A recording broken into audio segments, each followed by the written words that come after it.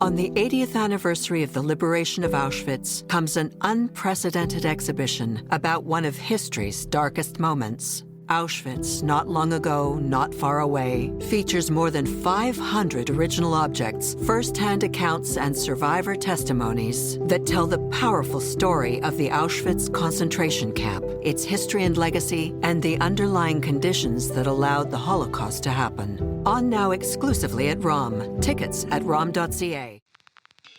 You know, there is something political in that in and of itself. It's sort of taking this kind of like famously feminine style that was worn by somewhat more conservative, you know, church-going, whatever ladies, like Easter Sunday dresses, that has like a very childish, not sexual look to it. And she was kind of making it fun. Hi, I'm Phoebe Maltz Bovy, opinion editor of the Canadian Jewish News. You're listening to The Jewish Angle, a podcast from the CJN that looks at the complicated place of Jews in today's cultural and political landscapes.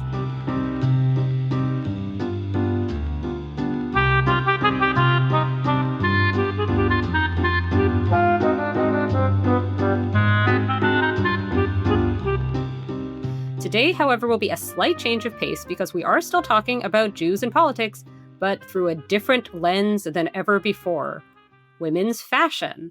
And I'm so honored to have as a guest today the award-winning author Joanna Rakoff. Of her many accomplishments, I will focus on the ones with the most Canadian Jewish relevance. So with that in mind, her novel, A Fortunate Age, was the winner of the Goldberg Prize for Jewish Fiction by Emerging Writers, and her memoir, My Salinger Year, was adapted into a Canadian movie starring Margaret Qualley and Sigourney Weaver. But she came recommended to me by a mutual friend as the person to discuss the Jewish angles of floral dress politics with. And I am so excited to hear what she has to say on this. Joanna, welcome to the Jewish Angle. Thank you so much for having me. I'm so excited to be here. So before we talk about the politics, let's just a word about these dresses, okay? What is your ideal or favorite floral dress? And also, where my next question is going to be, what a deal breaker is for you in one. God. So I have so many. It's hard to say. But I'm wearing one of my favorites. This is a vintage Laura Ashley dress that I found in a charity shop on Cape Cod. It was many, many, many sizes too big for me, but I snapped it up before anyone else could get it and brought it to my tailor and had them take it in and take it up. And it's now sort of an all-time favorite, even though it's not the dress that I wear the most because, and I think this is something we might talk about, it's very, what my good friend Lauren would say, literal. It's very like this is an actual 80s Laura Ashley dress. I did alter it so that it, you know, the sleeves are a little shorter and the skirt is shorter. I look a little bit less like a Mormon wife in it than I might have when I first got it. But where I live, which is Cambridge, Massachusetts, people dress very casually. And this dress, which is kind of like turquoise with pink flowers, definitely reads as vintage. And here it feels a little costumey. I'm from New York, and when I'm in New York, I almost always bring it with me and wear it because there are nobody. This is so interesting. Yeah. First of all, I love your dress, and but also I would, because I'm in. If you're listening only on audio, and not on you watching any clip on YouTube, you will not know that we are wearing very similar dresses. I wore my own favorite vintage Laura Ashley dress for the occasion. Mine is from eBay, which is a little less romantic, but yes, similar sort of square neckline, similar poofy sleeves. Mine came already in my size, although the sizing is weird with these, like what it's the numerical size, you sort of have to disregard because I guess it's vintage sizing and British sizing and all of these things. But mine already had the shorter sleeves. I kept the long length, and I did so partly because I feel like there's something about my physicality that just I'm never going to look like a Mormon housewife. Like there's just like people would see me and they would see me in context and they'd be like, no, that's not who this is. So I can pass for Hasidic. I cannot really pass for Mormon housewife. But like, I wanted to talk about just like about the details of these dresses, because the Laura Ashley ones themselves, I really like the cotton and I like the color schemes and the patterns, like the prints, and that it's not too many like bows and things. I don't like when there's too many of the sort of extra bits. And that it has pockets, but it isn't the kind of like twee, look, this dress has pockets thing, if that makes sense. Um, but my deal breakers for Yes. these dresses are polyester lining. Like if you see a nice cotton dress and it's like lined in polyester, the ones that Oh, have the super high no. necklines, like I sometimes buy these that have the button up and then I like can't really move around. And then, or the ones that have the long sleeves that kind of button at the wrist. But I was going to say I've had less luck with the new in stores ones, because you're talking about the very literal. I feel like I only end up getting use out of the sort of the real deal from like around 1990. But have you had more luck with the newer ones? So I wish I could take my laptop into my closet so you could see how much clothing I own, but I own a lot of clothing. I feel like I should back up and say, well, I'll answer your question first of all, which is I've had luck with both. And let me just explain a little. So I'm a sort of avid shopper, and I also have many friends who are avid shoppers. My dearest friend, who I mentioned, is a huge vintage and thrift shopper, and friends will find dresses in thrift shops, at sample sales, at resale shops, and buy them for me and send them to me. Um, I've had people buy dresses for themselves, um, influenced by me on Instagram. I post a lot of my dresses, and people will say, like readers of mine, fans will say, like, oh, I bought this dress thinking that I would wear it because I love your dresses, but I'm just not a dress person. And then they'll send it to me.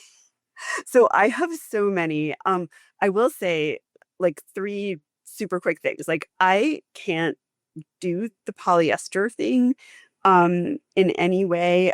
I definitely was raised by a very New Yorky mom, like a Bergdorf Barney's shopping mom who would not wear anything except like five fabrics. And so maybe that is why. So I do really hate this sort of polyester fabrications that have like a great style. They often the 70s styles like are made in polyester, and the more 70s Laura Ashley styles, or Mm-hmm. Gunny Sacks is the other one, Gunny Sack styles. They'll sort of remake them in polyester. I can't do that. I don't do that. So all of mine are tend to be cotton. But um I do kind of love certain contemporary designers who offer reinterpretations of that look. Some of them very literal, like Batsheva, and some of them much less literal and more kind of vibey, like um Doan is one. Um Love Shack Fancy, which is a huge brand owned and designed by a famously Jewish person, Rebecca. I did not know that. Okay, Yeah. I knew that about Batsheva because Batsheva Hay actually went to my high school, Oh, and I did not know her. I still don't know her. I merely admire her. I just remember her as one of the cool girls in the grade above me, and now she is. And but what I found so interesting is that like you wouldn't think that the person kind of behind the pastoral dress resurgence would be like a girl I went to high school with in New York City, and a Jewish one at that, which is interesting. So what I wanted so to ask you about true. though is like where like what's your history with this type of floral dress specifically? Yeah, I was thinking about that a lot as I prepared to talk to you. So I was born in 1972, something I'm older than you, and growing up in the 70s, um, there was definitely a whole bunch of Laura Ashley in the ether, and also a lot of Jessica McClintock, Gunny Sacks, which is a slightly more romantic vibe, like more sort of gauzy cottons, a lot of like lace trim and ribbon trim, but often with a floral print. It often is like a monochromatic print. And so when I was a little girl, I remember getting these Jessica McClintock Gunny Sacks dresses for every special occasion, um, including my grandmother's funeral, Oh every my goodness. wedding, my elementary school graduation, I still remember what these dresses look like, and I would wear them today, honestly. Like one was light blue and had a sailor collar. Oh, Um, that sounds nice. and they were Yeah. beautiful, and they were all this kind of gauzy cotton, and they also all were very fitted, like had a fitted bodice. Um, one was sleeveless, others had more like a puffed sleeve, but like a sheer puffed sleeve, and then like a somewhat full skirt, but not an overpowering huge skirt, not like a dirndl skirt, like a sort of soft full skirt. And I, even as a child, felt like this was the ultimate silhouette. Like I thought I felt beautiful in it. I felt like even as a second grader, felt like this looked perfect on me. I was not a little girl who wanted to be a princess, so it wasn't about that at all. Like I wanted to be Joe March. I rode horses, I was not like super, super girly by any means, but I loved these dresses. And as I got older, I really wanted like Laura Ashley, like actual Laura Ashley. I remember there being a Laura Ashley store in this fancy mall in New Jersey that also had like a Bloomingdale's. I'm trying to remember what it was called. And anyway, I would very occasionally go there with my mom and spend forever looking at the Laura Ashley dresses. Okay, and so here's the important thing is my mom, who is an extremely fashionable but also kind of classic lady, felt that Laura Ashley dresses were too trendy. Oh, So this is the wow. 80s. This is bringing us into the 80s. She felt that they looked, she said, she would say, they look like curtains, or they look like blankets. Like she thought that the Okay, this is amazing. People have told me this about the dresses. When I post a selfie in one, I have had somebody say that it looks like I'm wearing the bedspread behind me. That's what Yeah. my mom Hmm. felt. She felt that they were Hmm. not. So she loved the Jessica McClintock, this sort of romantic feel, which was not her style at all. She was like very like Emily Gilmore, like tailored suits. But she got that I was me and I have like my curly hair and like I romantic-y face or whatever. But she felt that the Laura Ashley dresses were matronly, frumpy. She thought that the cotton fabrication in most of them was actually too heavy, that it would be hot in the summer. She just thought what she would say about them was, these are dresses that wear you rather than you wearing them. She hated like the huge bows. Some of them had these huge bows on the back. Um, I'm with her on the bows, so the huge yeah, she also bows. felt that the Yeah. skirts in general were too full and heavy and there was unflattering. She felt that they didn't look good on anyone. And she also felt they were radically overpriced, that they weren't great quality, but they were very expensive. And this is a woman who spent a lot of money on clothing. She just felt like they were not well made. So I ended up having a Laura Ashley bedroom with a comforter, wallpaper, whatever, a very simple Laura Ashley print, but I never owned a Laura Ashley dress. And then at some point, Batsheva Hay entered my world. And, I was in my late 40s when this happened. And I remember that a number of people sent me images of different dresses of hers and said, "This is so you." And I remember feeling like, oh my God, this is the ultimate me designer, and really coveting one of these dresses and loving the way she styled things too. Like Laura Ashley dresses with like combat boots, because I did become a combat boot wearing teenager, and cowboy boots and just not and styling them in a not feminine way. This kind of like whatever that I hate the phrase wrong shoe theory, but like that kind of thing with the dresses. Oh, we will get into the So styling of them for sure. yeah, so I Yeah. loved Yeah. that. And I desperately kind of wanted one of these.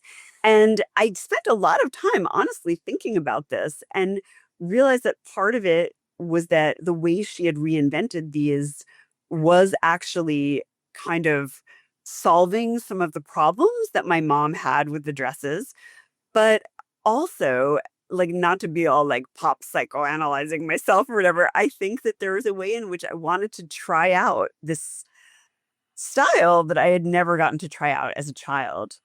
Like, it's as Oh, simple as that's that. I just amazing. wanted to try it out and see what it was like.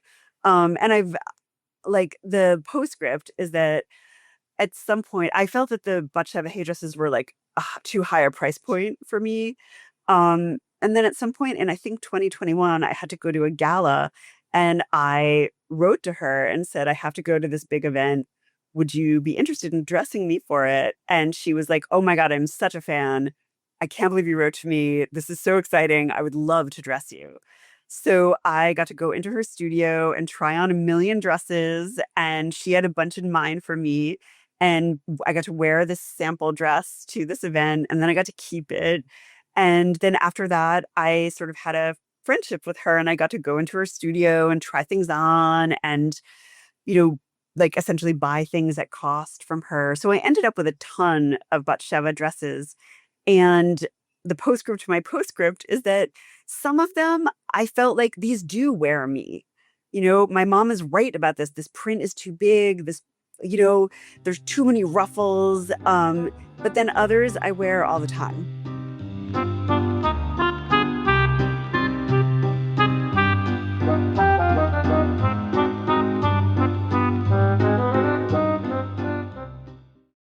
On the 80th anniversary of the liberation of Auschwitz comes an unprecedented exhibition about one of history's darkest moments. Auschwitz, not long ago, not far away, features more than 500 original objects, first-hand accounts, and survivor testimonies that tell the powerful story of the Auschwitz concentration camp, its history and legacy, and the underlying conditions that allowed the Holocaust to happen. On now exclusively at ROM. Tickets at rom.ca.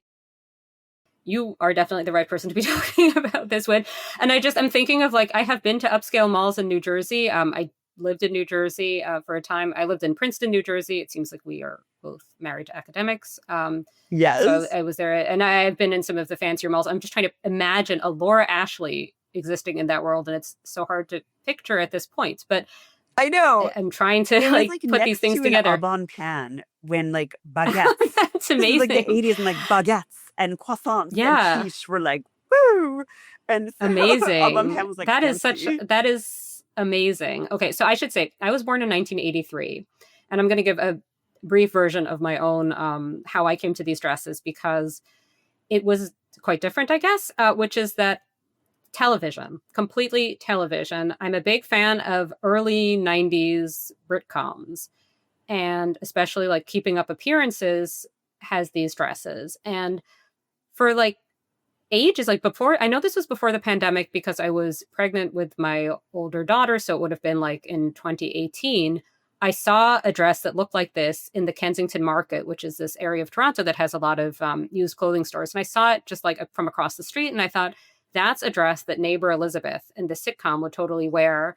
And something stuck with me, and I was like, I'm going to find a neighbor Elizabeth dress, even though I was a sort of gray t-shirt and jeans kind of person. That's not the sort of thing I would wear. And then I found one in this place, Siberia Vintage, a vintage store in Toronto. And then I just kept finding more of them and finding them online and so forth. And this all happened kind of in parallel with the cottage core whole thing. Definitely influenced by it in part, but also coming from this completely different source. But I definitely have had these thoughts about how to style it and not wanting it to seem too, like you say, too literal. And also to get back to that thing about location, feeling in Toronto, it's a real statement, and it is really dress wearing me. And it's oh, there's Phoebe in one of her ridiculous dresses again. Because there does not seem to be, you can buy them here, because I do, but there's not a lot of people doing that. But I want to talk, though, about the politics aspect of this. Since I'm sure there is a male listener still somewhere, perhaps, who has not shut the podcast at this point. But my mother sent me this article in the Washington Post by Rachel Tashian called "Is a Floral Dress a Political Statement?" And I thought, oh, that's interesting. And then I saw the subhead to this article, and it was why young conservative women are turning toward milkmaid dresses, florals, and feminine flourishes. And I was like, first of all, I'm not young. Second of all, conservative, I'm not really that either. So am I? And I started to think about am I coming across as politically something particular from these dresses. But what was so interesting in this piece was that it seems like there have actually been two, like the chronology of it, which I had never really thought about before, and which is so counterintuitive, that basically first came the revival of this very sort of 1980s, early 90s style of dress, which is extremely not what like politically conservative women were wearing a while back, with Batsheva and Isabel Sloan's article about cottagecore in the New York Times was in 2020. Then chronologically came this more conservative embrace of the same. Well, are they the same dresses? That's something I want to ask about, which is there were these dresses that were these kind of intentionally viral internet phenomena called the raw milkmaid dress and the sundress, which are not made out of pure cotton, which are very cleavage bearing. It's a different thing.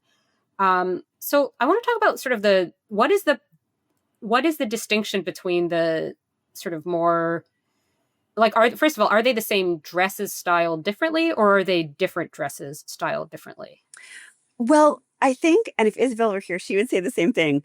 I think we have to back up and talk about fashion. Unfortunately, I apologize to all male listeners, but what we're really talking about is culture, is mass culture, and art, in a way, art and design, because this is sort of what happened from my perspective is what you see happening over and over again. It's a little bit like, you know, that scene in The Devil Wears Prada where Miranda says to whatever her name is, Addie, why can't I remember her name?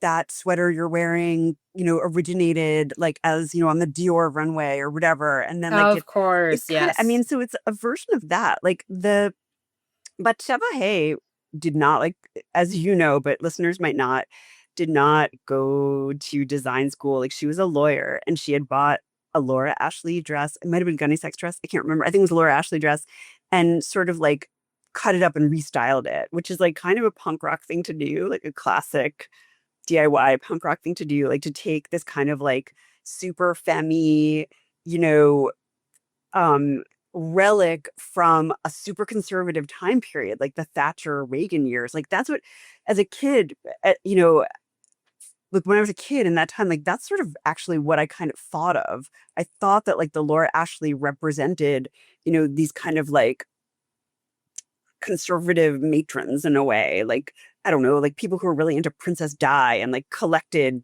like collectible royalty. It's the vicar's wife on Keeping Up Appearances who go. has the dress that I like the most, and it's a light blue and white Laura Ashley with a slight sailor quality to it. I love a sailor. It's beautiful. Yeah.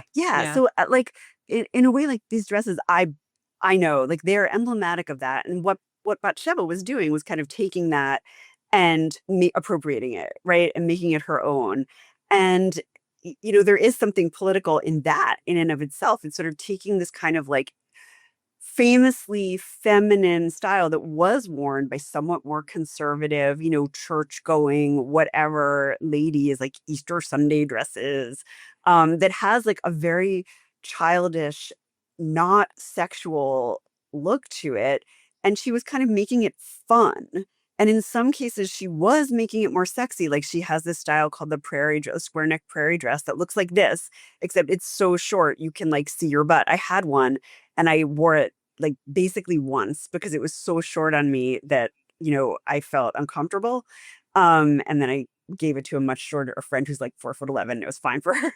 So like she was changing this, and other designers clearly started glomming onto this. Like as she became more and more popular and celebrities started wearing her. And I know that her dresses were used in like several TV shows. I remember watching this Gwyneth Paltrow show, The Politician. And there's a scene in which a character is wearing a dress that I have. And my older kids who are teenagers were like, "Don't you have that dress?" And I was like, "I do." But the character wearing it was like 16.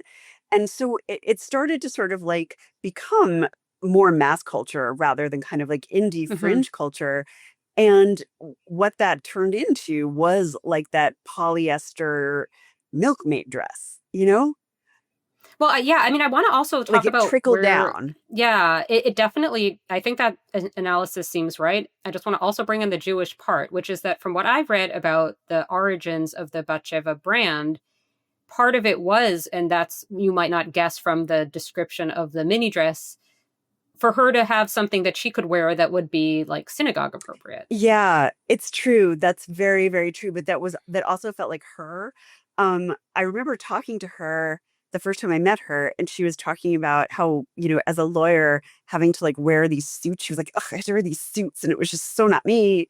And it was just incredibly like freeing and fun for her to wear this kind of like fun vintage dress that made her think about being. It was sort of like a contemporary version of her favorite party dress from childhood.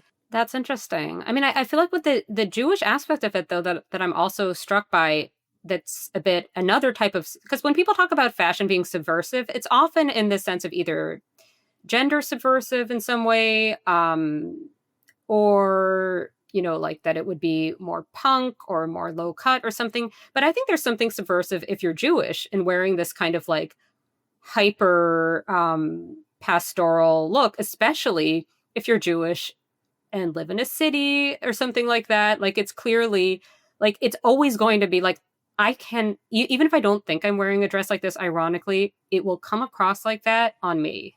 Totally. And Yeah. once I start speaking, you know what I mean? Like it's just like if I'm getting onto public transit in it, you know what I mean? Like there's just something about the context of it on me. And I think that's something that I think changed. So like sort of this is all a yes and. I think everything you said makes sense. Just like that these milkmaid dresses and so forth, to be clear for the listeners who don't know what a milkmaid dress is, it's this idea of a dress that's like very sort of bust enhancing with a kind of like, I'm not good at describing like it's got gathered material kind of around the bust and is like, it looks more like a sort of the dirndl kind of look, right? Yeah, Than the traditional yeah. milkmaid dress has like a very full skirt, like more what is called a dirndl skirt, much, much fuller than anything Batsheva. Well, she has a few dresses like that. But anyway, in general, it has this big, big, voluminous skirt. And it has what's known as a basque waist, which is that like the waist kind of comes to a point at the very center of your body. So it accentuates the waist really dramatically. And the bodice has this area across your bust that is like pleated, and there's usually a bow.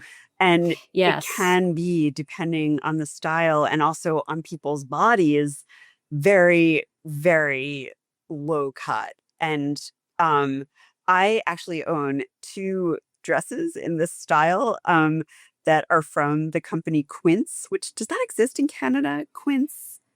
It exists if you have a parent in America who can Who can bring send it it to to you. you? But yeah, But it's like yeah. obviously, not obviously. If you know Quince, you know that it's not um like they don't make anything that is like super sexy, and they're not going for the MAGA crowd. It's like It's not the same to translate to the Canadian. It's not quite Joe Fresh, but it's not so far off. It's like Everlane, but a little less it's expensive like and kind of a Everlane. similar. And Yeah. Everlane does ship to here.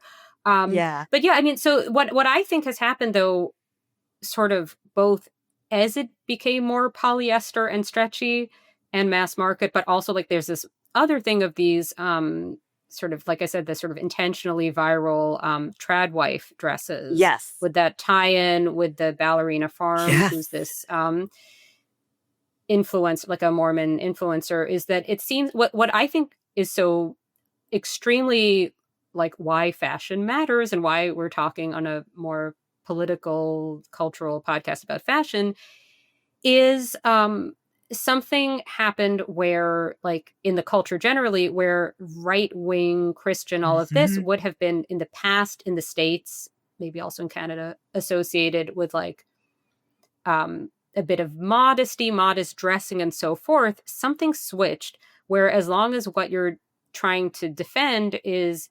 heterosexuality and sort of like a male gaze and so forth, that gets right wing coded. And everything got very topsy turvy where now having a woman looking extremely sort of overtly sexy in a dress is right-wing coded, whereas that would not have been the case. I don't even know how many years ago, but like this is new. And I think that this relates what I was trying to do in a column I wrote about it for the CJN's website is sort of tie this together to my own very niche interest in the material that clothing is made out of, that I think it's more than incidental that the dresses that come across as more sort of conservative and also more Christian, maybe, that's where I'm thinking about this a little bit, are the ones that have a bit of stretch, a bit of sheen, or like a different, it's different fabric. Yes, maybe. Absolutely. There's this one particular dress that you, I think referred to in the piece, or at least I don't know if it exists in Canada, but there's a dress here in the States. I am blanking on what it's called, but it's like from a direct to consumer brand. And I think they only basically make this dress. And it's that Evie, right? From the conservative magazine, the sundress it's thing, not, or no? but it looks similar to that. And it's made of like a pretty disgusting, from what I've read, polyester. Like people have described it as being like the lining of a dress. And basically you can like cinch it in like you're wearing a girdle.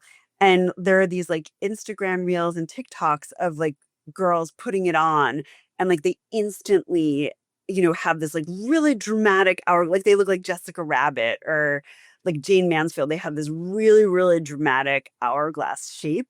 And so it's like a dress sort of that has a built-in girdle kind of. And they advertise like really, Spanx, making it Spanx but trad, I guess. Yeah. But yeah, I mean, just to talk about like how this all became adopted by the Christian right, to sort of discuss that straightforwardly. I mean, it's pretty fascinating to me. I had noticed this in dribs and drabs for a year or two and was really troubled by it because I was like, wait, do I have to change the way I dress? Not necessarily because people are going to think that I'm like a tradwife or something. I live in Cambridge, Massachusetts. I'm like surrounded by Harvard professors. Like no one is going to assume that about me. I think like, as you said in your article, like, I feel like I look very Jewish, and like, I also am usually wearing these dresses with like platform, like number 6 platform clogs or cowboy boots or like something that doesn't read I'm going to church. And so I was sort of like, wait, do I have to put these away? I'm concerned. And I first started noticing it because in commentary on momfluencers, essentially momfluencers for a very long time were kind of known for wearing like out of style skinny jeans, like ripped jeans and t-shirts, and this very particular look, with like the microbladed eyebrows, the extensions, like super long, you know, platinum blonde extensions, and like this contoured face, and like the sort of like very tight kind of like, but very, middle of the road, like not fashiony. Very 2006 kind of the Hills aesthetic. Yes, exactly. Like ripped Lauren jeans. Conrad as but, and like spray tan sort of thing. And I then started seeing in commentary, especially there's a writer named Sarah Louise Peterson who wrote a book called Momfluencers. And she has a great Substack that is just really interesting. I've interviewed her about it, actually. Oh, yeah, she's amazing. And so I started noticing this thing creeping into her Substack, which was about like basically describing these momfluencers as like, oh, the stereotypical momfluencer in her flowy floral dress. And I didn't, it took some time before I was like, wait, what? And so I wasn't that surprised when I saw the Post article saying that this has been adopted by MAGA. I also just will say that I recently was traveling in Italy, and it is mobbed with American tourists everywhere you go. And probably some of them are Canadian. I shouldn't assume. Anyway, but there are you're surrounded by packs of girls who sort of look identical. They have the same like super toned, like Pilates body and spray tan and like blown out hair and whatever. And I noticed that a lot of them were wearing milkmaid dresses or like dresses that have like ruching all over and puff sleeves and dresses similar to what I have, but they were young and had a, let's just say, like not punk rock, alternative vibe. They had like a very, not to be mean, but like basic vibe to them. And that too gave me pause. And I was like, why am I dressing like these basic 20-year-olds, like with their like matcha latte glued to their hand? What is going on here? And then I saw that post article and was like, and now it all makes sense. Yes. I could truly ask you about this all day, every day, but alas, it is a half-hour podcast. So I'm going to have to ask you, where can people find you and what do you have that you're working on that you would like to tell our listeners about? On social media, the best place to find me is Instagram. And I'm just at Joanna Rakoff. And you can find my books at any bookstore, usually My Salinger Year and A Fortunate Age. You can watch the My Salinger Year film on any platform. It's everywhere. It is a Canadian film. We filmed it in Montreal. My next book, you can find my essays all over. Just Google me. But my next book, The Fifth Passenger, will be out in about a year from Little Brown. Excellent. Well, we'll have to have you back on to discuss that, if not sooner. Thank you so much, Joanna. This has been fantastic. Thank you for having me.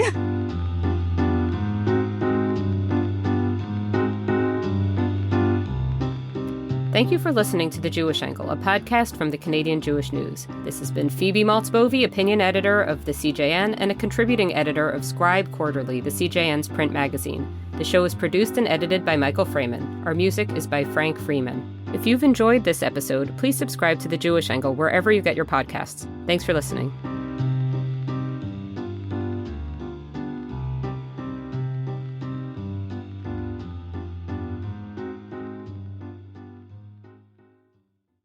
On the 80th anniversary of the liberation of Auschwitz comes an unprecedented exhibition about one of history's darkest moments. Auschwitz, not long ago, not far away, features more than 500 original objects, first-hand accounts, and survivor testimonies that tell the powerful story of the Auschwitz concentration camp, its history and legacy, and the underlying conditions that allowed the Holocaust to happen. On now exclusively at ROM. Tickets at rom.ca.